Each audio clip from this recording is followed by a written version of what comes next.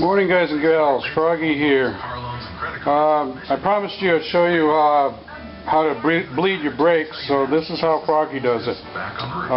This is going to be a full bleed, all four corners, and I just put some new pads on the front, but I didn't have time to do the bleed, so I'm doing it now. I always bleed them anytime I put fresh pads on, either front or rear or all around. So I've got the car jacked up.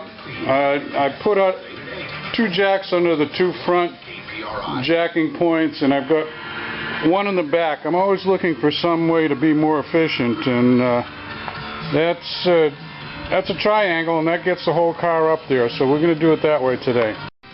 Let's get the wheels off. Okay, we got all our wheels off.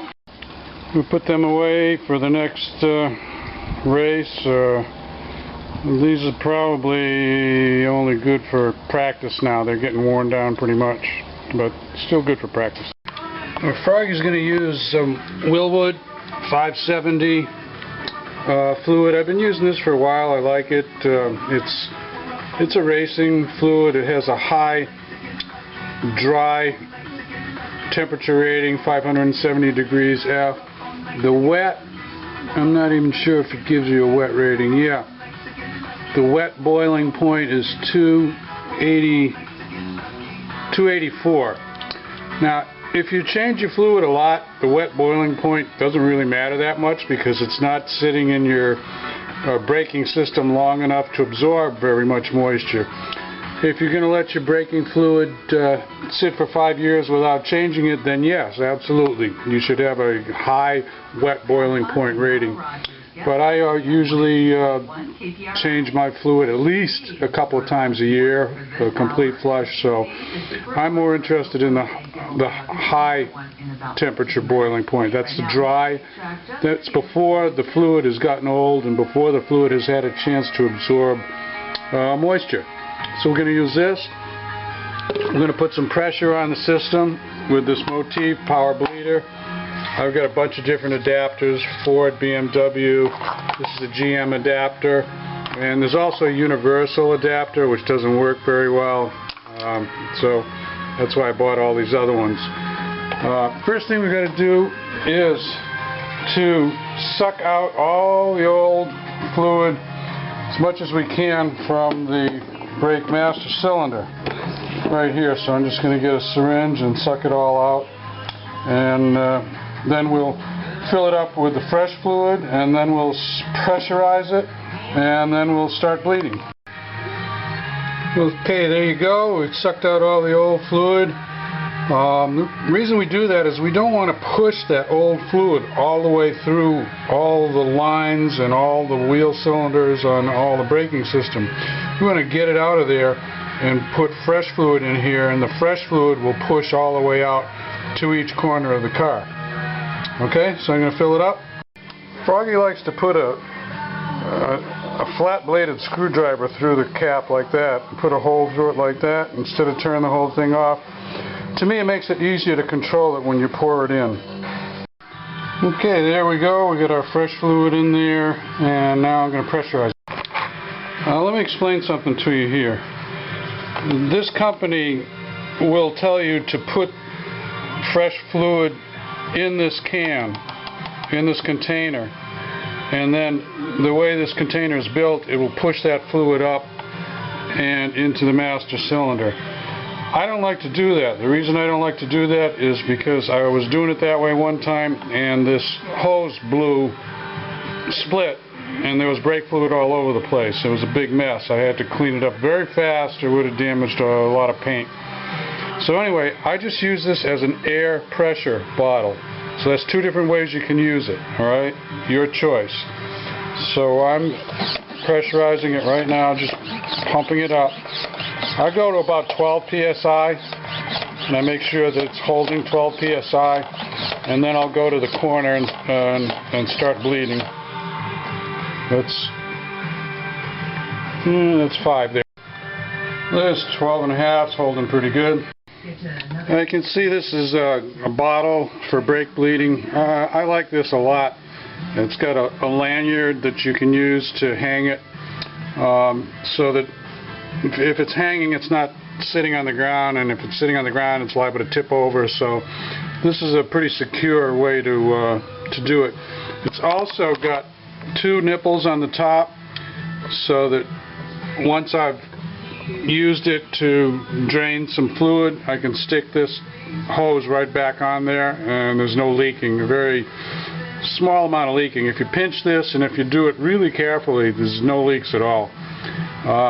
So I like to do the furthest wheel cylinder away from the master. So that's going to be right rear, right front, left front. I believe that is the correct way to do it. If you're doing it on a different kind of car, you might look it up. But I'd say 98% of the cars are going to be from the furthest away to the closest to the brake master cylinder. You're going to need a wrench. It's, what is it here? Small one, 10 millimeter wrench. And let's get started on this. The bleed is on the inside. Let's see if I can show you. Get a light up here. Right there, where the wrench is hanging off, that's the bleeding screw. And I like to use the box end of the wrench and get it started, and then I'll switch to the open end. Don't put a lot of torque, a lot of pressure on these. They don't have to be tightened that much, okay? Now I'm going to have to put this camera down so I can get it started. I'll show you how to get it started. Well, so I cracked it open, and now I'm going to take, let's see if I can hold the camera in the light. Whoops. Camera and the light in one hand, and I'll use the open end of the wrench. Now I've attached the hose on there, little silicone hose. Now I'm just going to go open on this, and we should see some fluid start to flow through the tube, because you've got 12 psi pushing it from the front of the car.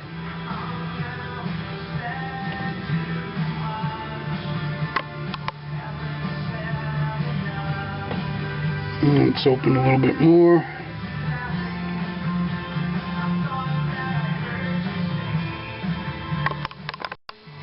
Okay, now we've got it flowing. It's actually kind of hard because it's a light color. It's hard to see it flowing, but you can see it filling up the bottle here. What I like to do is drain about,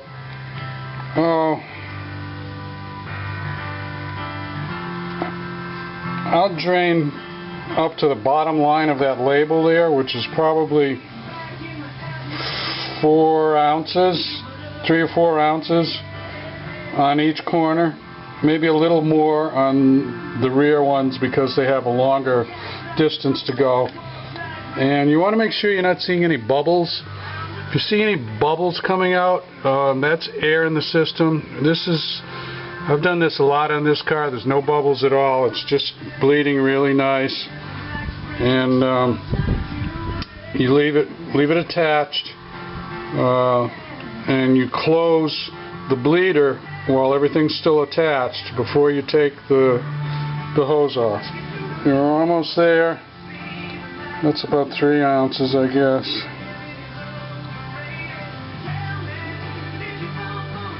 And it actually looks pretty clear because my fluid was not that bad to begin with. And I think we're there. So I'm going to shut it off now. Now, you see what I mean about the bottle? I just put it right back on there. I didn't spill a drop. Nice job. Now I'm going to put the box end of the wrench on there. Just give it a little tiny bit more, and put the rubber cap back on. Now we're going to go to the left rear. Each time you go to another wheel, go back to your master cylinder and make sure you've got enough fluid left in there. You see how that fluid level has dropped? So I'm going to top that off again, and repressurize it. If you run the master cylinder dry, you're going to pump air into your hydraulic brake system. Not a good thing. You will be very sorry that you forgot to check the master cylinder. So keep this full. Okay, we're on the left rear now, and I'm going to bleed this one. Remember, we had it right at the bottom of the label. I'm going to come up about halfway up the label. Halfway up. And then I'll stop. And it's bleeding very nicely. There's no bubbles. The color's not too bad. So I probably did this about a year ago. A full flush about a year ago. So yeah, it was due, but it wasn't like overdue. Okay, we're about halfway up the label there. That's probably 7 ounces, I'm guessing. I'll measure it when we get done. So I shut it off, and we're going to go to the right front. Okay, this is the right front, and we'll go up to the top of the label on this one. Each of those bottles of brake fluid, the Wilwood 570, is 12 ounces. And I think I've got about 1.5 bottles that I've put into the master cylinder, so that's 6 and 12 is 18 ounces. So I'm going to say that's about what it takes to bleed this. Not quite 2 full bottles. And you can also use what's left if you want to suck some of the clutch fluid out of the clutch master cylinder. That's the same. The brake fluid and the clutch fluid is the same fluid. Some people will say GM has a special fluid for the clutch. Well, not really. They might want to charge you something different and charge you more. But it's all brake fluid in the clutch, hydraulic clutch system of a C5 Corvette. So we're getting up there. Yeah, if it's going slow, you can crack it open a little bit more. Just take your hand and reach there and twist it a little bit. Twist it open. Yeah, we're getting there. Now the front brakes on this car have 2 pistons, so there's slightly more fluid in the caliper than the rears, which are 1 piston. However, the brake line is a shorter distance to the master cylinder, so yeah, I'm going to call it good right about there, and then go to the left front. Okay, we're on the left front, the last one. We're going to go all the way up to the top of the bottle and call it good. Now, there is another way to bleed brakes. It's called a 2-person brake bleed. You get your buddy or your girlfriend or your wife to sit in the car, and they press the brake pedal down at the same instant that you open the bleed screw. So it requires a high degree of coordination, and yeah, if 2 people know what they're doing, that's fine, but I like this better. I could do it all myself. I can watch everything. Okay, I'm getting ready to shut it off. So, top off your fluid so that's in between the minimum and the maximum. It doesn't actually have to be right at the maximum. You can put it there if you want to. And that level, as your brake pads wear down, this level will drop. And that's normal. That's what it's supposed to do. If you notice it dropping too fast or all at once, then there's a problem. You probably got a leaky wheel cylinder somewhere. But that's about it for brake bleed. Oh, one other thing, this does not bleed the ABS unit.